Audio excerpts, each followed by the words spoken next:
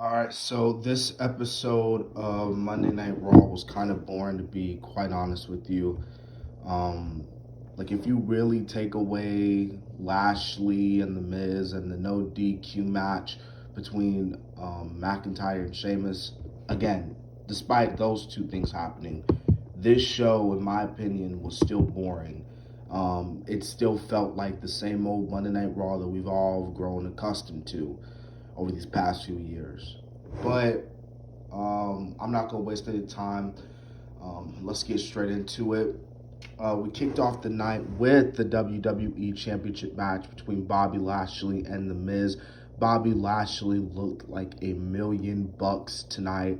I mean, the promo just talking about how this was his, crowning achievement, about how he has been waiting for 17, 16 years for this moment. It's amazing. And I got to say, Lashley cut a really good promo here. And even the entrance that Bobby Lashley came in, the Almighty with the lightning, like amazing. Like again, it made Bobby Lashley look like $1,000,000. Like you can't lie to me and say that whole sequence made Lashley look like a star.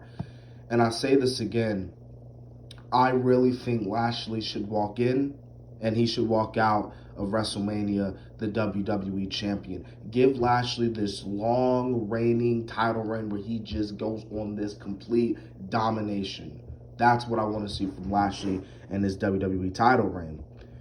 Okay, so I'm not gonna like go by segment and stuff like that. I'm probably just gonna hit the main points here because again, this was like a boring, episode of Monday Night Raw, and I really don't want to bore you with this stuff. But we got an in-ring segment with Strowman and Shane McMahon. This segment was so damn boring on so many levels. And it wasn't just boring, it was so confusing as well. Because, like Shane, he's like coming out to the ring, Braun came out to the ring first, demanded an apology from Shane. Then Shane comes out, and then he gets out of the ring, and then leaves. And then later on the night, Shane's like telling Adam Pearce, get Strowman in the ring. I'm about to, give him an apology or have a conversation with him. And then when they have the conversation later on in the ring, it was just like boring. And not just boring, but Shane, like, I don't know if he just got done smoking some pot with Matt Riddle or his lines were confused. I don't know. But that segment with him and Strowman was absolutely pointless. Um, Shane looked like a lost child in Walmart. Like he would, like the way he was talking and just the way like he was trying to sum it all things up. At first, I'm like, okay, like something's about to happen, and then he goes on this thing talking about how, oh well, Strowman, you're stupid, and then Strowman comes after him, and then it looks like Shane gets in the car and speeds away, but in fact it wasn't, and then Strowman walks away while Shane is basically laughing. So it's obvious they're hyping up Shane versus Strowman at WrestleMania. That is the match they're gonna go towards.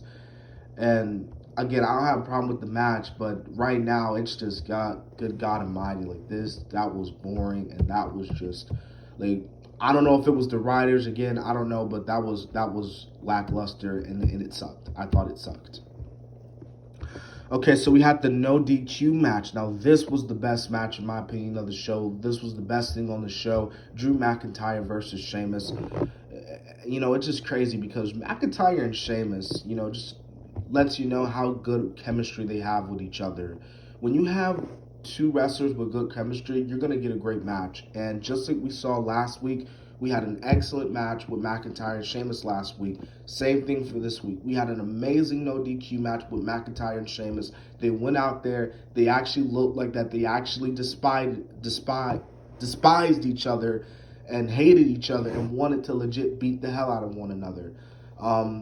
Again, I'm going to say, like I said last week, they could have done this at Fastlane. They could have had a no DQ match or a singles match. Either way, it would have been a great match.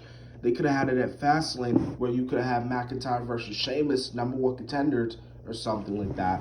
But again, small little nitpick. McIntyre and Sheamus did go to a referee stoppage, which I know it didn't make sense, but it kind of made sense. You know what I mean? Especially because McIntyre got the win last week, and this way you can protect Sheamus. And I did say that it would be nice if they face a Fastlane, but since I guess they're tied up together, you might as well do the trilogy fight at Fastlane where McIntyre finally goes over and moves on to the WWE title. So that's apparently what they're gonna do. All right, we got Xavier Woods versus Shelton Benjamin. It was solid. I know a lot of people were like, look at New Day Mortal Kombat ring gear, which looked pretty cool. I ain't gonna lie. We got Riddle versus Slapjack. I didn't really care for this one, to be honest with you. Riddle will be taking on Ali next week for the U.S. Championship. I already went through the Strowman and the Shane segment. We had the women's tag team boring.